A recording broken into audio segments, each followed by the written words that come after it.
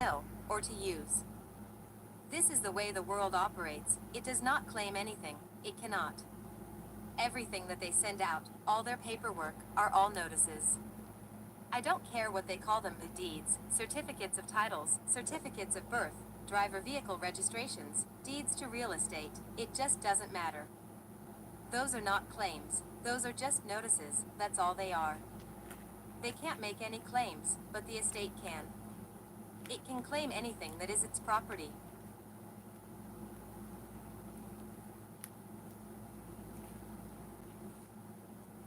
In fact, it has to do that.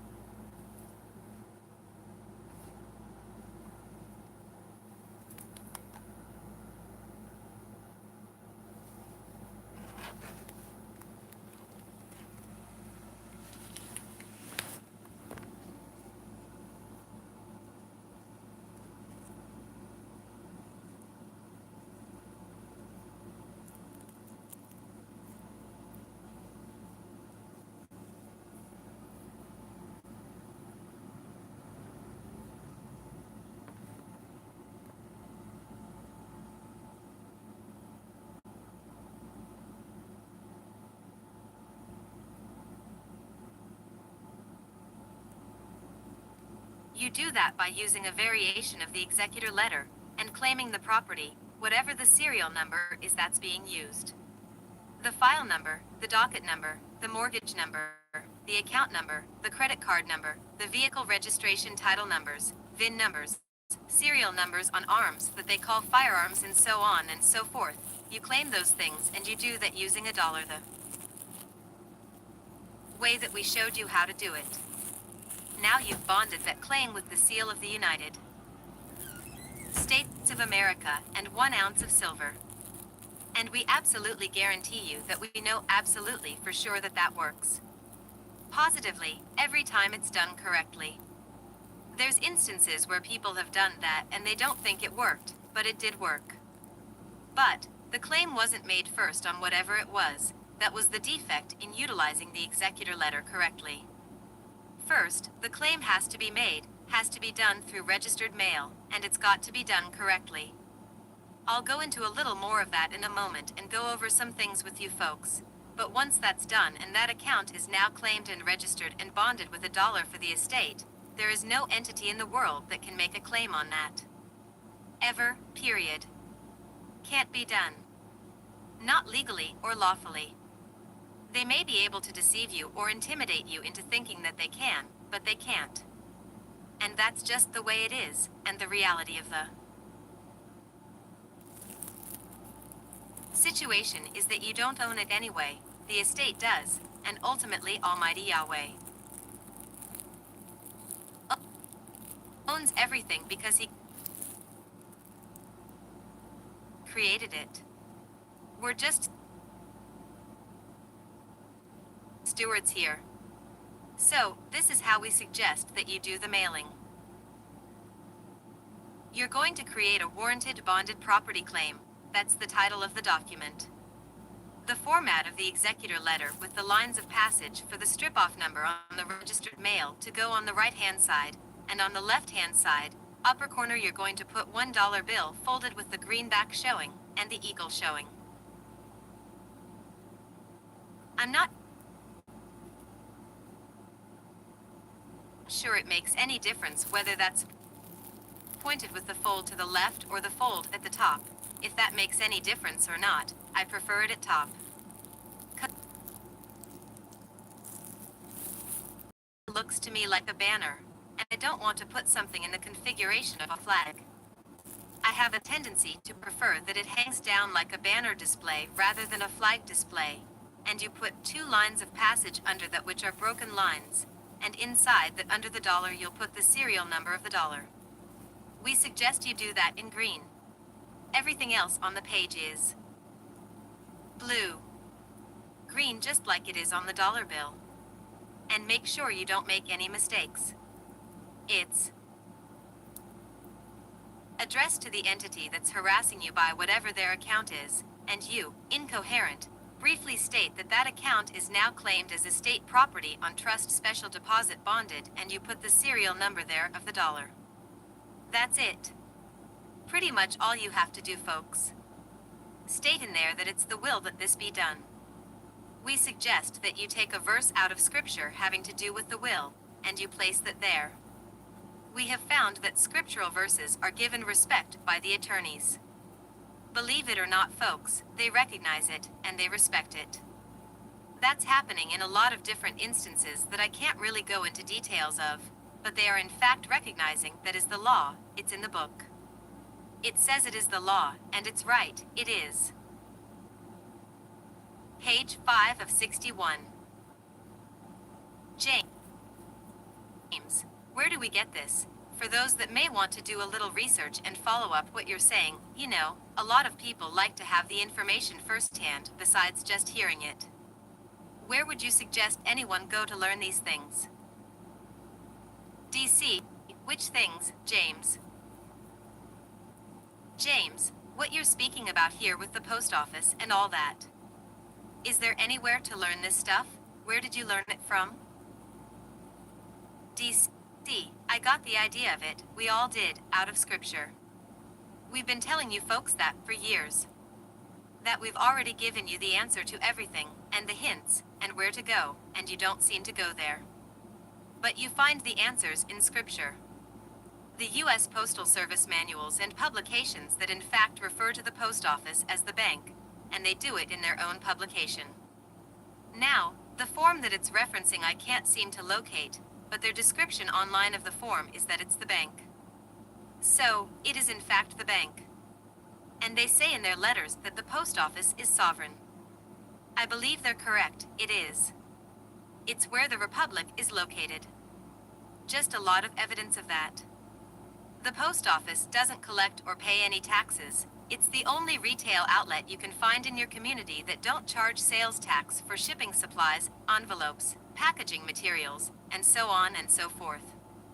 It's the only one. Go to Wal Mart or a stationery store, any place else and you buy shipping supplies, and envelopes, and packaging material and wrapping paper and such things, and you're going to pay sales tax for it. Not at the post office. They don't collect it, and they don't pay it. And they don't have any bank accounts. Ask the postmaster at any post office. Which bank do you use in the community? Know what these guys will tell you? We don't use the bank. What do they do with the funds they take in? Well, they hold the change until it gets to be a large amount, and then they make a special pickup or shipment or something like that, but I'll tell you what they do with their bank deposits. They have a special registered mail envelope, they put their cash and checks into it. Interference, they put their bank deposits into that special registered mail envelope, and they mail it to their main bank financial center. Registered mail. They don't take it down the street to a bank and deposit it. They have their own internal deposit slips and everything. They do no banking in the community. And they have no relationship with the Federal Reserve System except that United States postal money orders can be processed and are processed through the Federal Reserve, but they ultimately go back to the main bank, and that's the post office, see. They have different forms of currency that they issue. They're called stamps and postal money orders. And meter strips, and postage, meter postage accounts and such things as that. But it's a bank. It just happens to also transport correspondence and parcels, but its main purpose and its main operation is financial. James, tell us about DC. I want to finish the description of this letter. What we'd like you to do is not put this notice, claim rather, of the property or the account into an envelope. We want you to print the return address and the mailing address on the back of the document, in the middle. You fold that thing in 3 folds. It comes out the size that will fit into a number 10 envelope. Run that thing through your printer if you can. If not, do not put a label on, do not print any sticky labels out, in any way, shape, or form or use it for this, because whatever you're printing out on. Page 6 of 61. There is not on the document, it's on the label, and the label becomes a box, and it ain't there. So don't do that. And then we want you to take the red registered mail sticker and put that on the back of that document so it shows through the window of a priority mail window envelope they have at the post office. They'll provide them to you. If you don't have it out on the displays, the clerks have them back behind and they'll give them to you. So, do a practice with it a little bit till you get it correct. And if necessary, just hand print the return mailing location and the address that it's going to on the back of the document. See, that's the way all mail used to be sent originally. There were no envelopes. You just wrote a letter, you put someone's name on it, the town they were located, you posted it on the post, and that's how it got to them. Envelopes, you seal the document inside the envelope, now you've encased it, closed it in, you don't want to do that. Also, you want that actual registered mail red sticker with the number and the bar code on it, on that document, and this seems to be the only way to do that. Now, they may give you some resistance at the post office that you can't do it that way or that you can't use a windowed envelope. Well, in fact you can. We've already posted the mail section statute that allows for windowed envelopes to be used, and certainly the post office would not provide a device, being the windowed envelope, for priority mail that you can't use with registered, and because registered mail, the only other service you can use with that is priority. That's it, and insurance. And restricted delivery. It's the only other service you can use, return receipt card, green signature card, see, but the only other additional service you can use with registered mail is priority. That's it. Thomas, it's priority for the estate. TC, well, the fee you're paying for is for the treatment that mail article will receive upon its destination. Priority mailing, see, it gets priority treatment. That's the fee you're paying for. 'Cause the priority mail fee doesn't move it any faster through the mail system, and especially when it's used with registered mail, that's much slower than normal first class because of the security restrictions it has to go through, slows it down. So, has to be a benefit to paying the fees for those things, and the registered mail is an account, and that's an account that the post office. Look at the receipt yourself, the white one, it's 2 parts, it has an NCR paper receipt that the postal clerk keeps, look at the cotton picking receipt. Show me on there where it says USPS, you're not gonna find it on there, except at the bottom for the website address. And the upper left-hand side it says on there, to be completed by post office, doesn't say the postal service. It's the post office. And, you are the post office. Is Timothy on here? Somebody's not muted out again. Now, last time we were on, we talked about the green return receipt card. And how you're gonna claim that property by filling in Section D. That's only used when you're claiming something for the estate using registered mail, and what to put in that Section D, and check that box yes. Now actually that's supposed to be filled out when it's signed, see that's blocked off, but it has passage lanes there, it's a double line. So, it is blocked in though, but that's only to be used when you're claiming something as property for the estate. You don't do that with other normal mailings, and actually I can't think of anything that you really will use registered mail for other than claiming something and putting it in whatever. That account is into that registered mail account, and that is an account, it's accountable mail, it says so in their manuals, and then that account going to the safety deposit box of the estate, belongs to the estate. Now it's in there. What was I just thinking of to say? Everything that they have in the world has an account that can be claimed. The badge that the cops wear is there. Page 7 of 61. A number on it? What would happen if that officer injured you, or your property, or one of your family members, and you claimed that badge number as a state property? Now, I'm not suggesting you do that, but I know some of you are going to get ideas along those lines anyway that have to do with revenge, and we suggest you don't do that. And we're also going to caution you knuckleheads, commerce guru types, not to be doing this stuff and intermixing it with your commerce concepts and the agent of cows Patrick Devine, bless his heart, concepts, because it's gonna jam you up. You're messing around with the United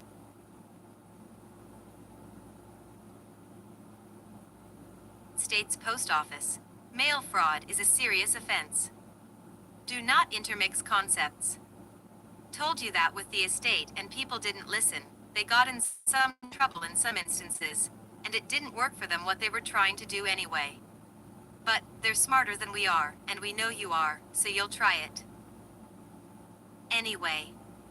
And then, in a month or so we'll get reports that this happened, that happened, and so on and so forth, and maybe you got 25 years in federal penitentiary for mail fraud, so do what you want. Don't use this for revenge, it's not necessary. Revenge is a jurisdiction. It's the exclusive domain of the Lord God Yeshua. And he told you that, in scripture. Do you claim revenge as your property, and your right, and your entitlement? He might let you get away with it. But the revenge that he was going to heap down on that trespasser, that individual who harmed you, or your family, he's going to bring it down on your head. That's all you're doing, is you're taking responsibility the same way we do day in and day out in the world system by answering to that name that they're created. Or, responding to the claims one way or another. It'll work the same way for you on Judgment Day, period.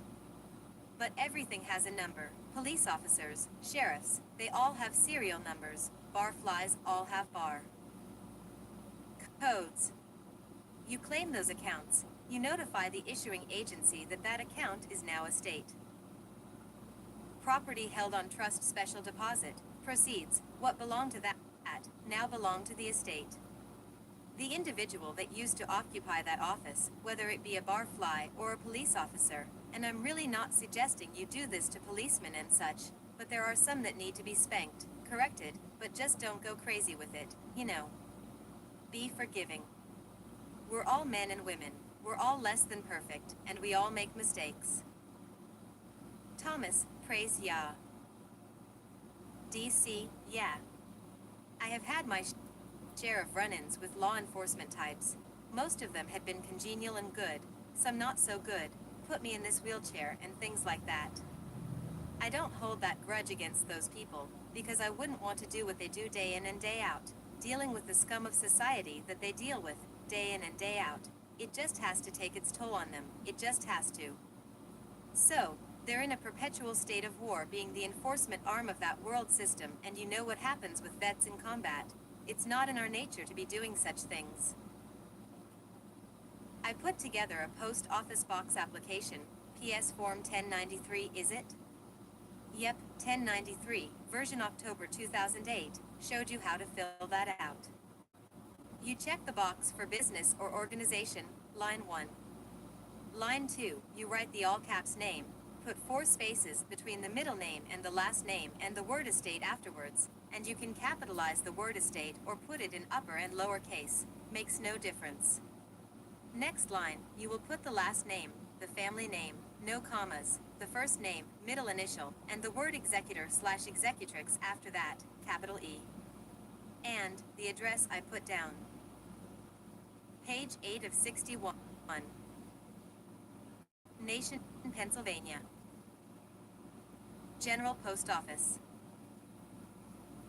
United States Minor Outlying Islands. Schroll Province. York.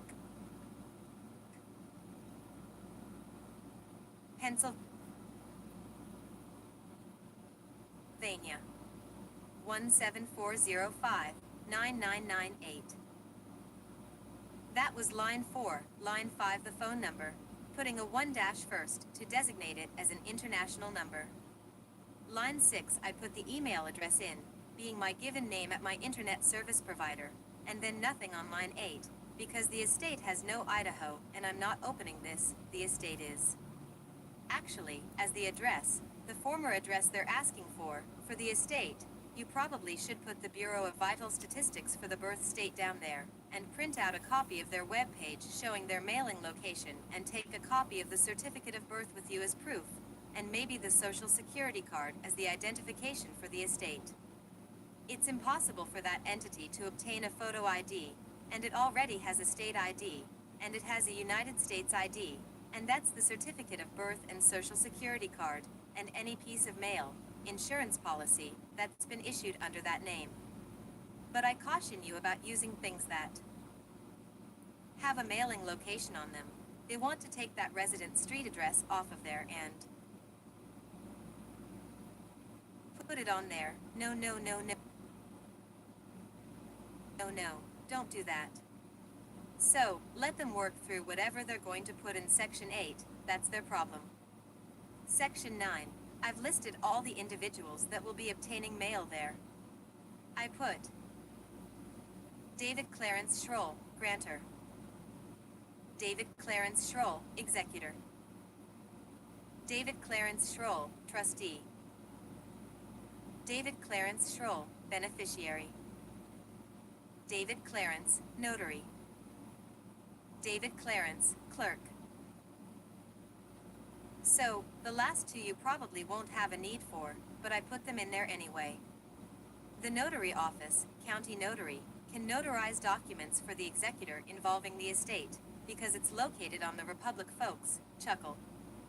Once you get that P.O. box, you've now switched it out of the world, you've taken it out of the public and you put it in the private in the safe deposit box. Keep it there. Don't intermix your public activities, especially commerce activities, with what you're doing here, because you're just going to spoil the soup, the stew, you just will. Be patient. Think about what you're doing. Don't be caught up in crisis management because they've taken your home, they got your children, your Uncle Harry's in prison, and so on and so forth. Just don't get caught up in crisis management and make stupid mistakes out of. Page 9 of 61. Desperation. I know of no time that I've ever heard of in my few years on this planet where people have reacted in crisis management except in a self-defense mode that they've succeeded. You want to succeed in what you're doing in life, and with your life involving estate, family, and this and that, sit down and think level-headed and plan out what you're going to do and why you're going to do it. And think about it before you take action. Folks that have heard the broadcast 2 weeks ago, and I opened my big mouth and talked about these post office boxes, registered mail, and things, probably running around out there trying to figure out how you can use that, this and that, and making a lot of mistakes. You see things that I've explained to you tonight that you didn't think about. That's not my fault, that's your fault. James, David? DC, yep.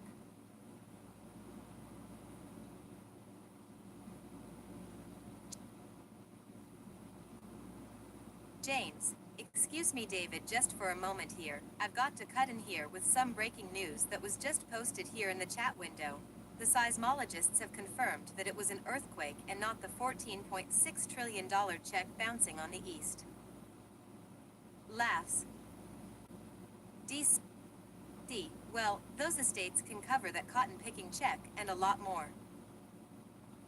James. I had to throw that one out, that was good. Chuckle, I'm sorry, go ahead.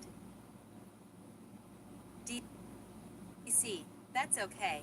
I felt the first earthquake that I could remember, folks, in my lifetime here in south central Pennsylvania. There's been tremors in the past, were hardly noticeable, mostly from the fault line over on the eastern side of the Susquehanna River, Lancaster County, but not today. Chuckle, real earthquake.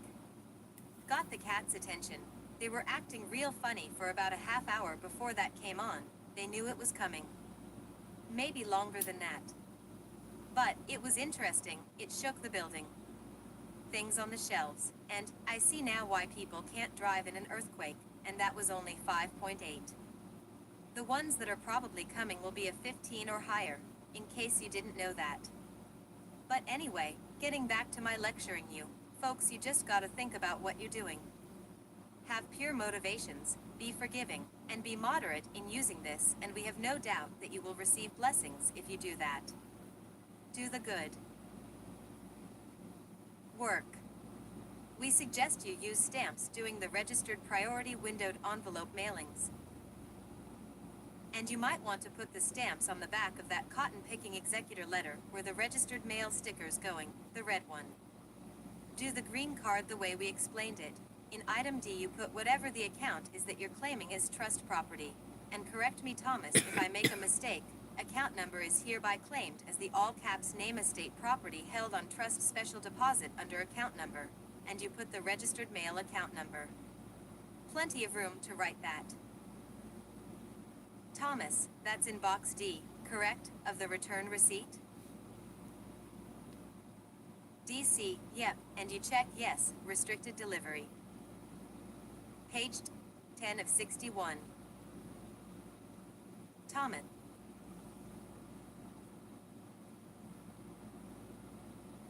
And that's what you do when you get it at the post. When you walk through that threshold, you're dealing with the postal service, and you're gonna be receiving that at a different location than from what it's addressed on.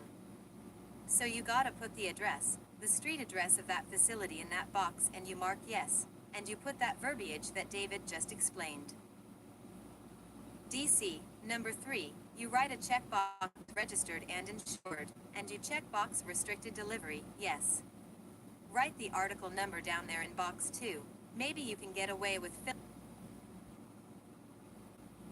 filling that box D in before you mail it. I don't know if you will or not. You can try that. And if you get creative with a laser printer, prefer to use the laser printer and print it out, and feeding this card into a printer or even an inkjet and print it out. It's really legible and everything. You've got to make sure you print carefully and legibly. If you happen to have a typewriter, type it in there and use the red ink on the typewriter, or red ink on the printer. On the registered mail receipt, you will notice that the new ones, like the new red stickers, have an extra number strip with them like certified mail does. The new registered mail receipts have a box on it similar to certified mail that says official use in gray, light gray. The post office does not use that box. Now, they do on the certified mail. They stick the certified and the registered mail receipts in their machine, and they print out on them. On the certified mail where it says official use, the machine prints the city and zip code of the designation. If you put anything there, they will remove it. I've tried doing that. Putting the registered mail sticker on there, and the clerk ripped it off, chuckle. But on the registered mail receipt, they don't print anything in there. In that official use, you print this. Same thing you did on the green card, or, if you know the amount, write it out in longhand or print it out like a legal line on a check. That's the legal line on this negotiable financial instrument, called a registered mail receipt, PS Form 3806. The amount of the insurance is $1. Don't worry about what the amount of the certificate of birth or something else is that you're trying to transact. You don't know what that is. You put the amount in there. Customer must declare full value. It's $1. And write out $1 where it says full value, has a peso sign there, and you could put a 1.00, but there's room underneath there to write $1, write it out. They won't stop you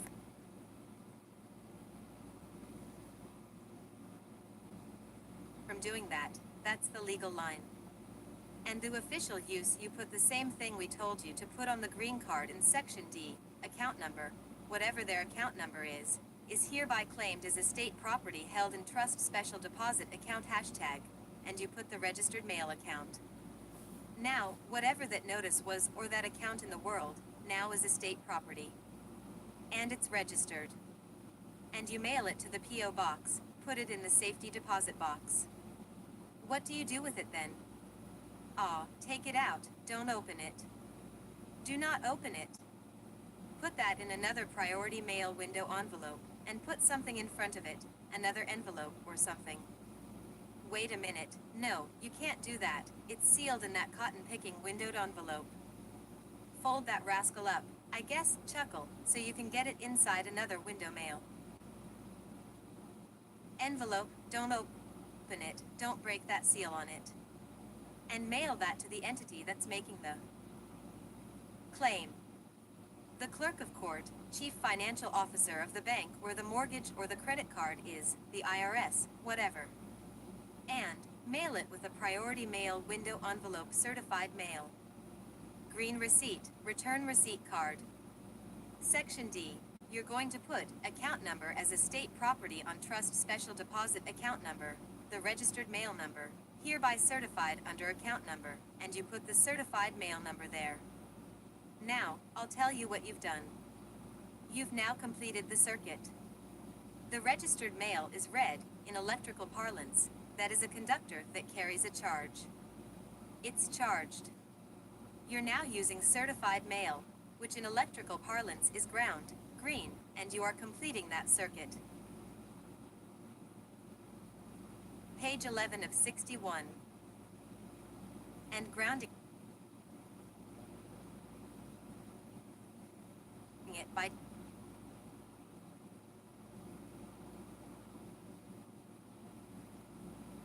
doing that.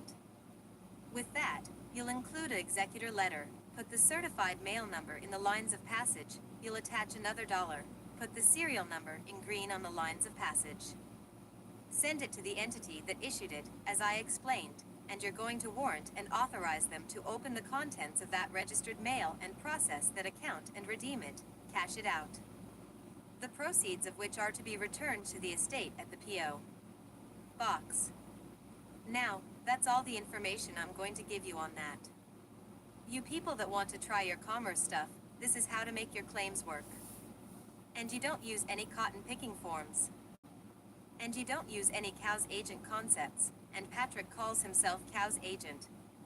You don't use any redemption processes, you don't use any UCC processes. You don't use any accepted for value idiotic concepts of accepting their wickedness for what value there. Wickedness has no value. You just claim their account, whatever it is. There's no limit to it. Folks. There just isn't. Specific wording you want to use is the account is registered, belongs to the estate, proceeds of which belong to the estate. Forward the proceeds by check, certified funds, to the estate. And don't go crazy claiming exorbitant amounts, and you'll stay out of trouble. Don't be greedy. Don't need to. You can pay all your bills this way, utilities, credit cards, everything. Everything. And don't thank us. Get on your knees, and thank your Creator, and His name is Yahweh. And that's about all I've got. So you folks that blew $5,000 with Mr. Lou, Kevin Lewis Chamberlain, wasted $5,000. We just gave it to you for free. Certified and registered mail will cost you less than $25. And you don't need a black card. They can turn that cotton-picking card off anytime they want to. That's just a pot of gold at the end of the rainbow that doesn't exist. They switch that thing off with one key. Stroke. Next time you go to use it, the machine eats it. You can stand there and listen to it running through its shredder. You don't want your black card. They can call all the banking emergencies they want and shut their cotton-picking Federal Reserve banks down, but they won't shut the post office down except during a real emergency, earthquake, something like that. The mail must go through, do your banking there. So, I think that's about all I have, James. James, Thomas, you want to give him a break and take over for a while? DC. Martini breaks over, James. Chuckle. Thomas, sure, I'll try to elaborate a little bit on another issue we hadn't discussed. But, anybody that's been following the case that's going on in Delaware, And what I'm going to do is I'm going to back up my car, so I'm going to put myself on mute, and I'll be right back. Okay, hold on a second. DC, folks, if you want enforcement of these accounts, pick up the phone and call the postal inspector. He's the one with jurisdiction. Thomas, he's got the highest jurisdiction in the world. DC, any bank, mortgage company, loan servicer, barfly, enforcement agent, IRS, or otherwise that wants to proceed with that account after it's been properly claimed and they've been notified, they've got a problem with the postal inspector called mail fraud. Now they're committing mail fraud. How we doing, Timothy? Page 12 of 61. TJ, doing well, how about you? DC, pretty good, it's not shaking here anymore. TJ, are there any aftershocks? DC, nope. Felt that rascal all over the eastern seaboard except for Western Virginia, Frank says. West by God, Virginia. TJ, how we doing, James? James, I'm doing well, thank you, sir. And yourself? TJ, can't complain. James, well, I could, but it wouldn't do any good, so I don't. Chuckle, thank you for coming on the call. TJ, yeah, thanks for allowing me to be here, it's good stuff. DC, did you hear everything? TJ, I arrived about 20 minutes in. DC, anything you want to add? James.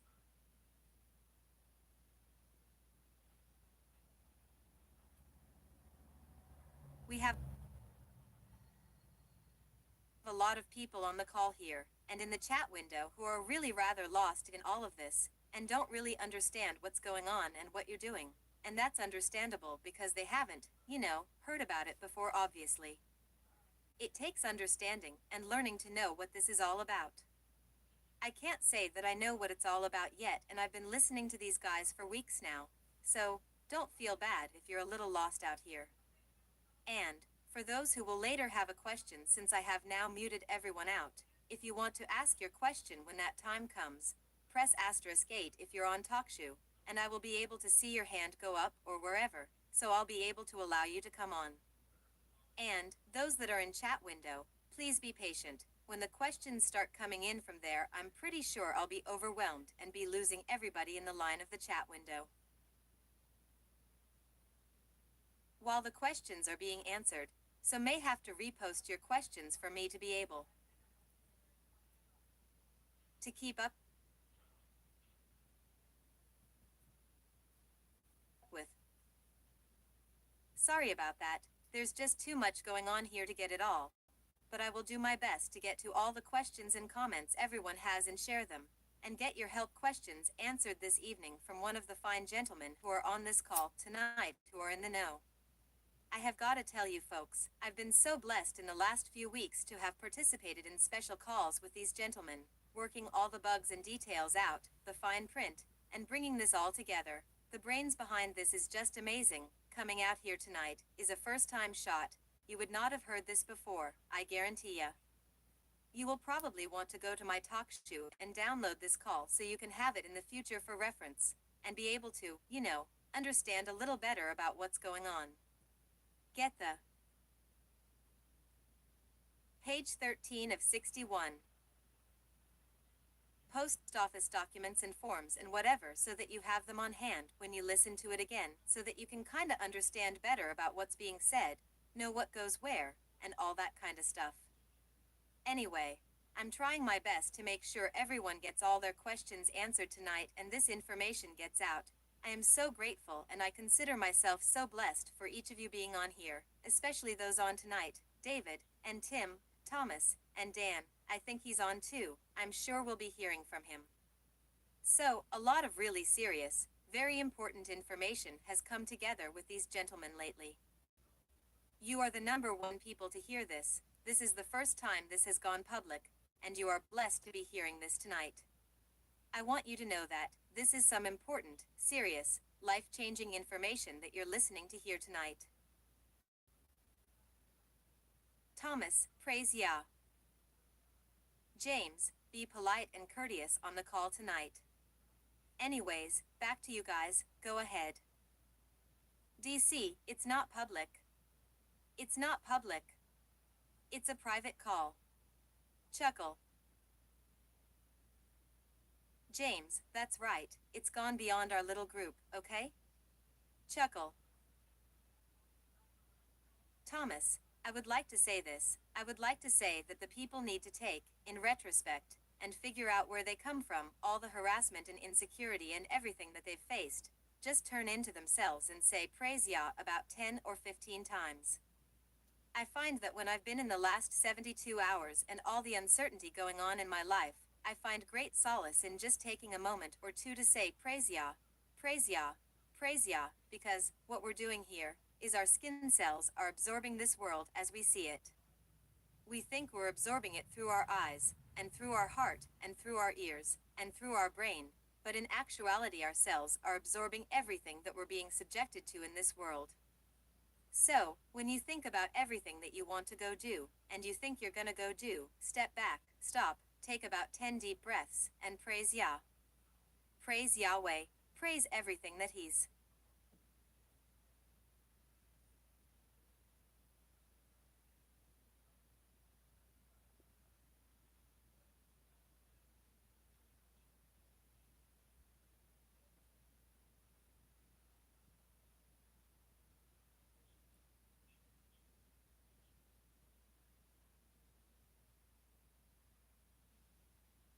Court, and I want you guys to pay specific attention to what's going on.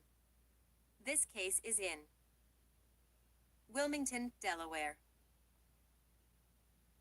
Note from Jack Flagg. Below, Thomas was reading from an article, so I just copied and pasted the following paragraph from the below Reuters article. Page 14 of 61.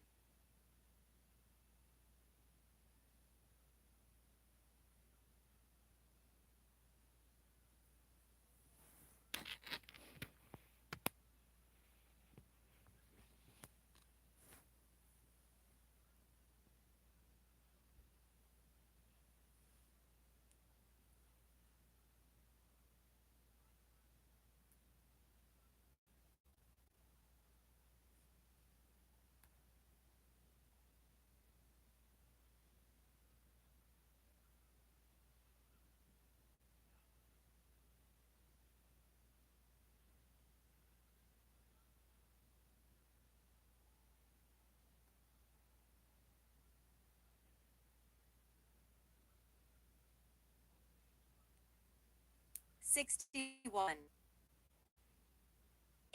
http://uk.reuters.com/article/2011/08/19/uk-sunken-treasure-id-UKTRE 77I4TN20110819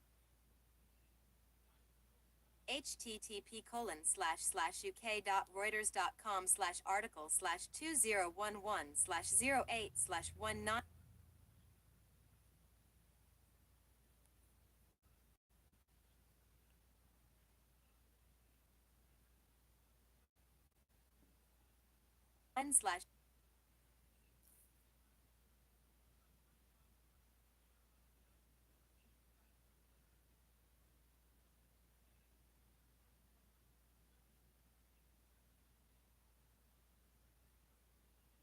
UK-sunken-treasure-id-UKTRE 77I4TN20110819. It was an eye-popping investment pitch no one else could match. In return for $2 million, £1 million, Manhattan accountant Neil Ash was offering investors a stake in the one of the biggest sunken treasures ever, an underwater site teeming with emeralds. The hitch: when Ash took backers to a Citibank vault to inspect gems that had quietly been recovered from the sea, they were gone. That set in motion a complicated and colorful legal scramble to lay claim to a trove of emeralds worth up to $500 million, according to court documents. It's a story marked by accusations of double dealing, corporate mutiny, and deceit. The cast includes an investor who once oversaw Citigroup's hedge fund business, a Democratic Party insider who has hosted the Obama family at his Hawaii getaway, and an unlikely amateur treasure hunter. The main legal dispute has played out quietly in Delaware's Chancery Court. Delaware has three different distinctive courts, one of them being Chancery.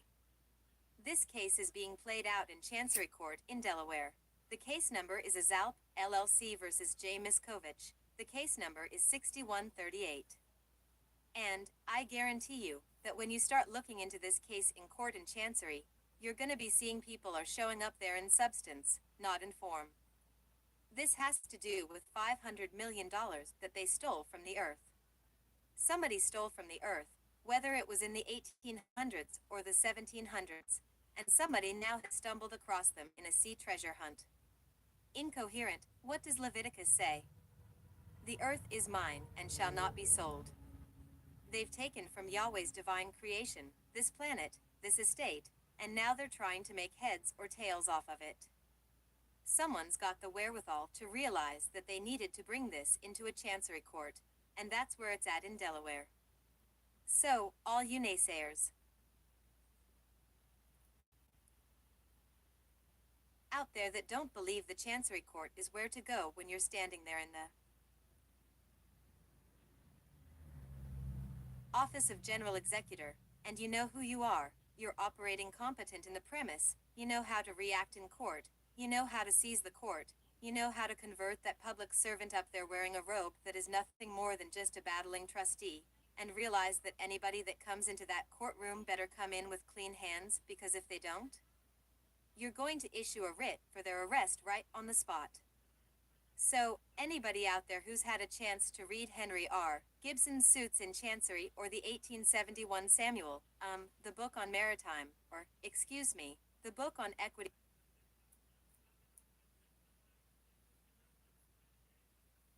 jurisprudence, Joseph Story's documentaries on equity jurisprudence, excuse me, commentaries on equity jurisprudence, and Mishi on banking, I suggest you guys get your hands on that. And really understand what we're talking about here, what David's talking about, trust special deposit. What is that equating to? Well, for the people on this call, and hopefully the people taking the time to learn what that term special deposit means, it's creating a whole different type of relationship than the creditor-debtor relationship that we're all known to have. The creditor-debtor relationship was set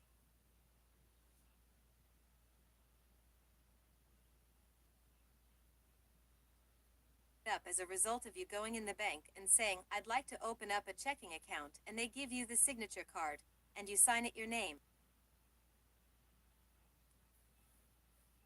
And you don't redact anything, you don't make any special notes on it.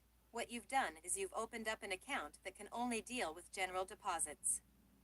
General deposits is a situation where it's set up as a creditor and a debtor. When you go in and you open up an account by special deposit, that creates the beneficiary-trustee relationship, which is where the executor and the executrix needs to be in order for them to properly preserve the assets of the estate, and defend it from any type of arrogation that any trespasser, pirate, or pyrological activity might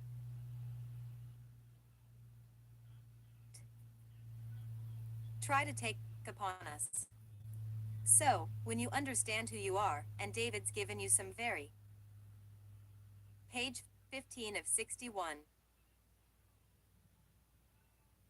Very vital information, and we've been tossing this over for probably, what, 10 days, 14 days, mulling this over in our heads. One of the most important things to realize is when you take and you've got on that envelope, that registered mail envelope that you sent to the estate, that is on the back side of it, you've got that special deposit, and you've been careful to place it on the envelope. so that when you put the tape over the envelope and seal it and have the postal service employee stamp it, that's not going to interfere with that direct language that was put on there as a result of you understanding what the heck special deposit means. Declare the intent as special deposit.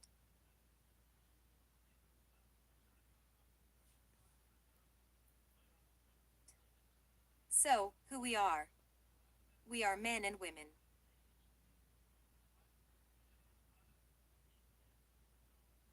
Where we are.